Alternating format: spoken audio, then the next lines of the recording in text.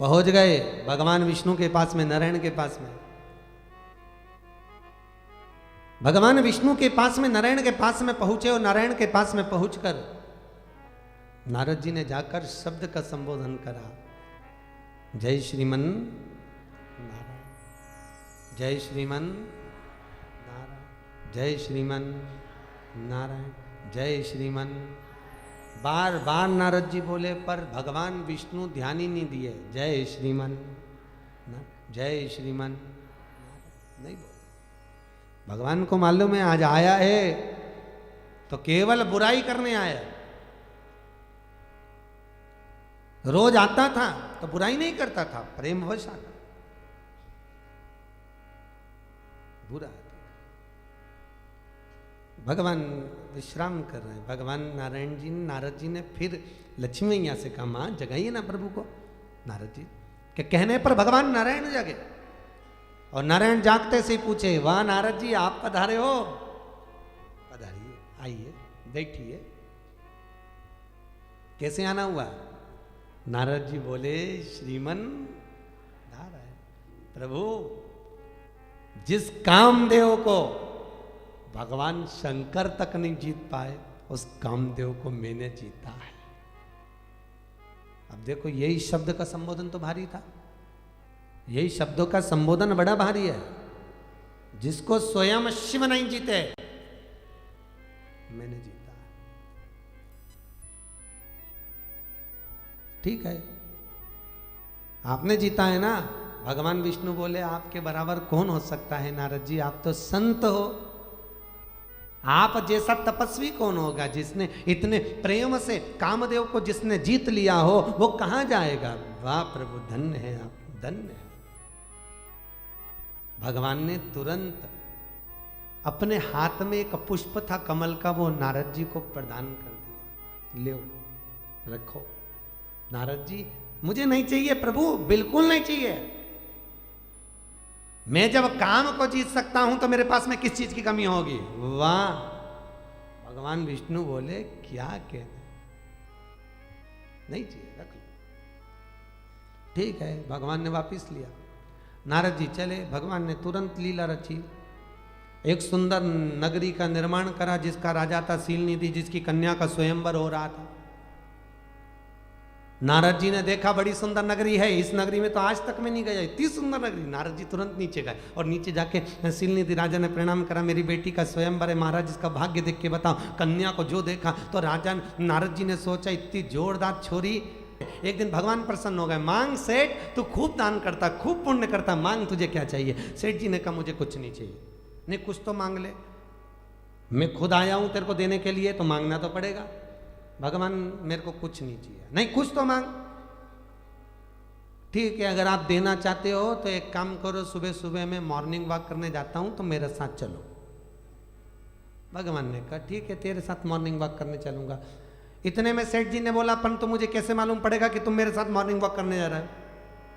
भगवान ने कहा, अच्छा ठीक है, तो जब समुद्र के तट पर चलने के लिए जाएगा, मॉर्निंग वॉक करने जाएगा, तो 2-5 चरण तेरे और 2 चरण मेरे, दोनों नजर आएंगे। कितने चरण हो गए? 4। ठीक है, जा। अब सेठ जी रोज मॉर्निंग वॉक करने जाएं, भगवान उनके पीछे पीछे चरण का निशान दे जाएं। सेठ जी खुश कि भगवान मेरे साथ जा रहे आ रहे। कुछ समय बीता, सेठ जी को कोई घाटा लग गया, बहुत नीचे आ गए, गरीब हो गए सेठ जी। सेठ जी गरीब हो गए, कंगाल हो गए, कुछ नहीं बचा। परिवार, नाते, रिश्ते, कुटुंब, कबीला जितना था सबने साथ छोड़ दिया। अब सेठ जी जब सुबह मॉर्निंग वॉक करने गए तो सेठ जी को 2 चरण नजर आए। सेठ जी ने मन में सोचा, लो, लोग कहते थे कि भगवान कभी साथ नहीं छोड़ता, परंतु वो तो पहले छोड़ के भाग गया। चरण कितने? केवल 2।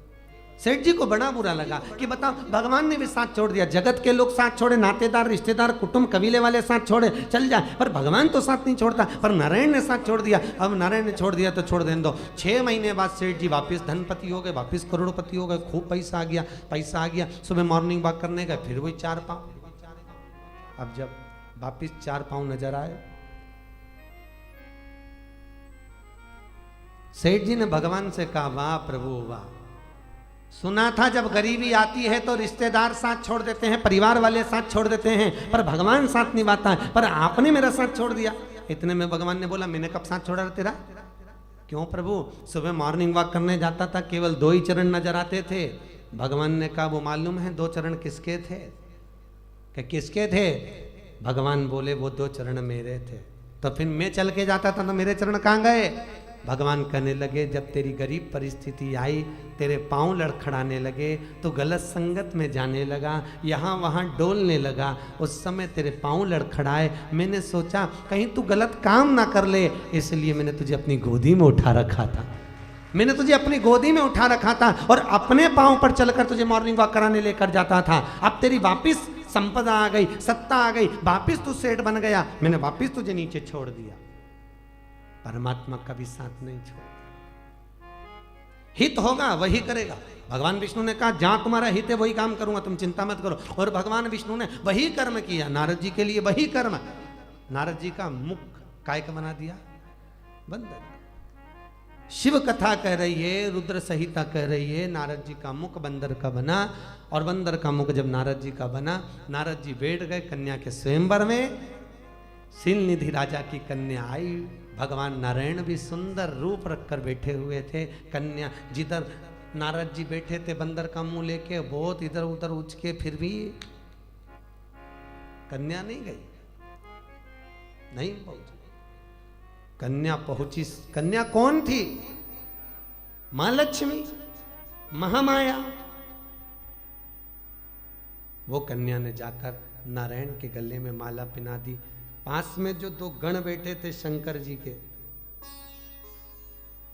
उन्होंने कह दिया जरा जाकर मुख तो देखो, सरोवर में जाइए और मुख देखिए।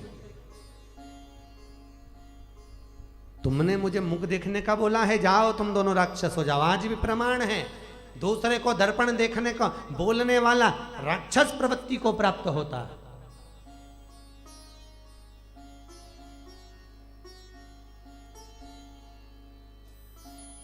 जो स्वयं दर्पण देखे वो दशरथ है, और जो दूसरे को दर्पण देखने का कि वो रावण है।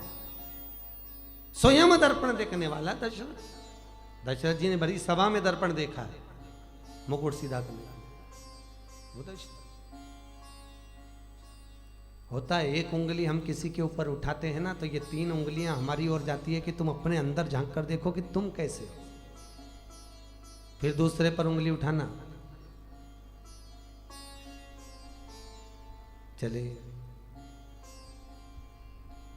तुरंत नारद जी महाराज सरोवर के तट पर पहुंचे, मुख देखा, बड़ा गुस्सा आया और भगवान विष्णु को अपशब्द कहे। उसी समय पर नारायण लक्ष्मी को लेकर आ गए, वही शीलनिधि की कन्या को लेकर आ गए कि देखो तो जरा प्रभु, आपने मेरे साथ छल करा है, जाओ मैं तुम्हें श्राप देता हूं, तुम्हें भी नारी के लिए रोना होगा, पृथ्वी पर जन्म होगा तुम्हारा, तुम भी रो। बंदर का मुख बनाया, बंदर तुम्हारी सहायता करे। भगवान ने कहा यही तो मैं चाहता था, जो मेरी लीला होना है वही तो वर्णन किया। चारों तरफ आनंद समा गया। भगवान शिव का दर्शन कराने के लिए नारद जी महाराज क्षमा मांगते हैं भगवान विष्णु के चरणों में, प्रभु मुझसे गलती हो गई। भगवान नारायण ने कहा गलती मेरी नहीं, गलती शिव की हुई है, तूने शिव को अपशब्द कहा। मेरा आपसे निवेदन है, आप अगर नारायण के मंदिर जाते हो जाओ, कृष्ण मंदिर जाते हो जाओ, राम मंदिर जाते हो जाओ, भवानी के मंदिर जाते हो जाओ, पर किसी भी देवता का अपमान मत, किसी भी देवता के लिए अपशब्द नहीं करना।